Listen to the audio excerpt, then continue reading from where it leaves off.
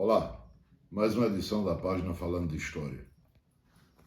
Nesse ano de 2022, completam-se 200 anos da independência do Brasil. Em comemoração ao bicentenário da nossa independência, hoje eu resolvi falar sobre Dom Pedro I. Dom Pedro I foi o nosso primeiro imperador. Dom Pedro nasceu em 12 de outubro de 1798, era filho de Dom João VI, rei de Portugal, e de Dona Carlota Joaquina, princesa espanhola, que tornou-se rainha de Portugal quando casou com Dom João VI. Dom Pedro casou-se em primeiras núpcias com Dona Leopoldina, arquiduquesa da Áustria, com quem teve os filhos João Carlos, Miguel, Januária, Francisca, Maria da Glória, que foi a primogênita, e Pedro de Alcântara, que tornou-se depois Pedro II. Morrendo Dona Leopoldina, em dezembro de 1826, Dom Pedro casou novamente com Dona Amélia de Beauharnais, que era sobrinha de Josefina, esposa de Napoleão Bonaparte.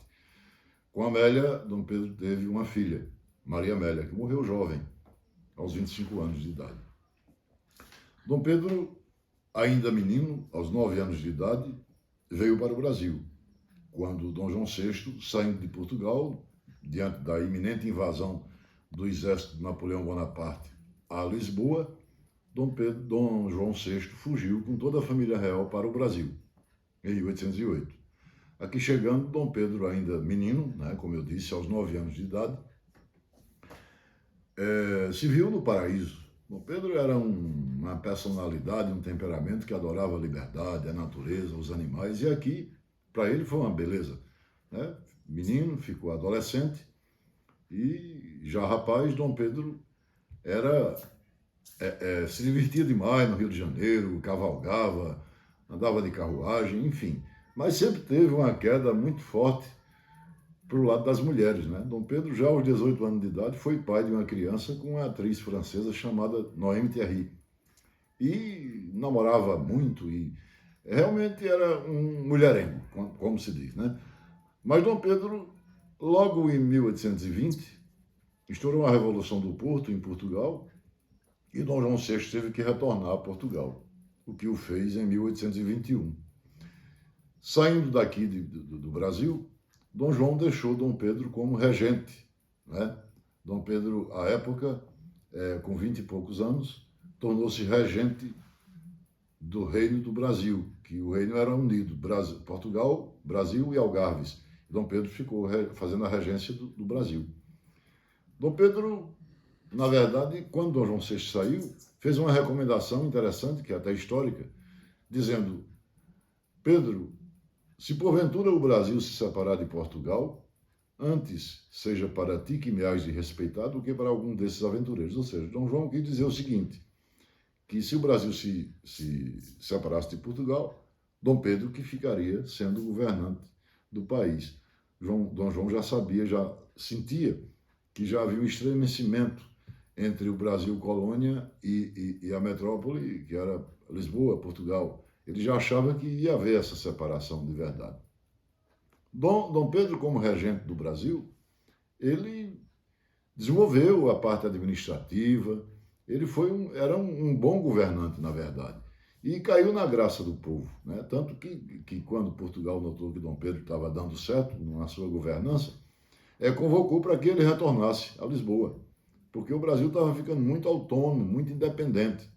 E Dom Pedro, atendendo ao apelo popular, resolveu não atender a recomendação de Lisboa e decidiu ficar no dia 9 de janeiro de 1822, que é comemorado até como o Dia do Fico. Foi a decisão de Dom Pedro de permanecer no Brasil. A partir daí, já se começou a pensar na questão da independência. Já haviam articulações feitas por José Bonifácio de Andrada e Silva e por Dona Leopoldina, a imperatriz do Brasil, a futura imperatriz do Brasil. Já se articulava a independência do Brasil. E isso terminou acontecendo porque as cortes de Portugal insistiam em que Dom Pedro retornasse a Portugal e a intenção de Lisboa era tornar o Brasil a condição de colônia, não mais de Reino Unido. E Dom Pedro resolveu fazer uma viagem a São Paulo. a província de São Paulo. Nessa viagem de reconhecimento, para visitar, como ele já tinha feito a Minas Gerais, a Bahia, e ele foi a São Paulo. E enquanto ele estava em São Paulo, nessa viagem, Dona Leopoldina recebeu uma mensagem de Lisboa convocando para que ele fosse imediatamente para Portugal. Isso era uma ordem das chamadas cortes, que era o parlamento português. E Dona Leopoldina mandou um mensageiro entregar essa mensagem a Dom Pedro, que estava em viagem pelo interior do estado de São Paulo. Naquele tempo chamava-se província. Essa mensagem chegando, e na mensagem as cortes de Portugal chamavam Pedro de rapazinho. Esse rapazinho, né? E ele, irritado com isso, quando leu a mensagem, decidiu proclamar a independência do Brasil. Mandou que os soldados arrancassem os laços do chapéu com as cores de Portugal e fez aquela determinação de que quem não atender a essa minha decisão de separar o Brasil de Portugal vai se ver com minha espada. É independência ou morte. Transformou-se aquele jargão, né, que hoje é histórico.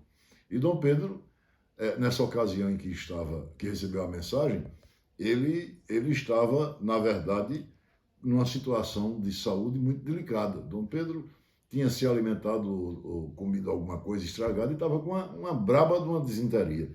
É tanto que fazem até uma satirização com relação a isso, que Dom Pedro proclamou a independência do Brasil de cócoras, mas não é isso não é a verdade.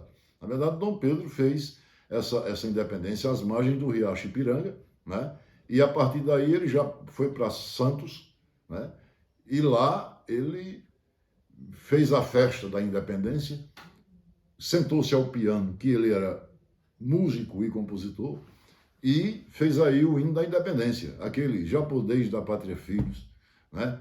E aquilo é a composição de Dom Pedro, a música, né? E Dom Pedro, a partir daí, ele já voltou para o Rio de Janeiro, e no dia 12 de outubro de 1822, exatamente no dia do aniversário dele, ele foi coroado imperador do Brasil. Dom Pedro I foi o primeiro imperador do Brasil, coroado logo após a independência. Acontece que, lá em Portugal, Dom João VI morreu, né? Morreu em 1822, e Dom Pedro transformou-se automaticamente no herdeiro do trono português como Dom Pedro IV. Só que articulações, conspirações de Dona Carlota Joaquina fizeram com que o irmão de Dom Pedro mais novo, Miguel, tomasse o trono de Portugal, se proclamasse rei de Portugal. Claro que com o apoio das cortes portuguesas também.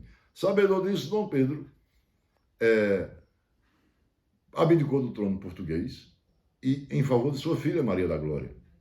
E foi a Portugal, certo? Reuniu vários mercenários na Europa, invadiu Portugal, tomou depois Miguel, destituiu Miguel do trono e entregou o trono de Portugal à sua filha Maria da Glória. Mas isso foi depois de uma guerra danada, uma guerra civil muito grande que envolveu todo o país de Portugal. Dom Pedro colocou Maria da Glória como rainha de Portugal, com o nome de Maria II, e logo depois, meses depois, Dom Pedro faleceu, acometido de uma grave tuberculose. Morreu no Palácio de Queluz, no dia 24 de setembro de 1834, aos 35 anos de idade.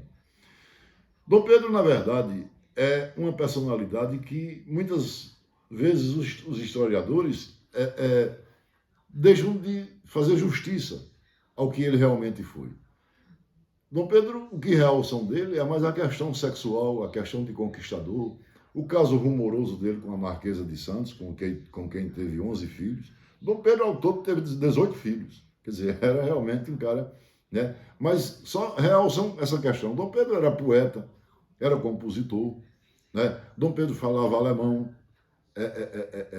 francês, e falava também um pouco de inglês e de italiano. Quer dizer, Dom Pedro era um turrão, era um cara talvez até violento nas relações que ele tinha, mas ele era um homem que tinha uma certa instrução, não era um intelectual, mas era um homem que sabia ouvir. né? Dom Pedro era realmente uma pessoa, uma personalidade interessante. É tanto que eu estive no Rio de Janeiro, na Biblioteca Nacional, e uma das coisas que mais realçam lá é uma caixinha que existe com os pelos pubianos de Dom Pedro. Não vi nenhuma partitura escrita por Dom Pedro, nem uma poesia, que existem, mas não realçam. É isso que se deve, nesse bicentenário da independência, resgatar a verdadeira personalidade que foi Dom Pedro I, o nosso primeiro imperador. Muito obrigado e até a próxima oportunidade.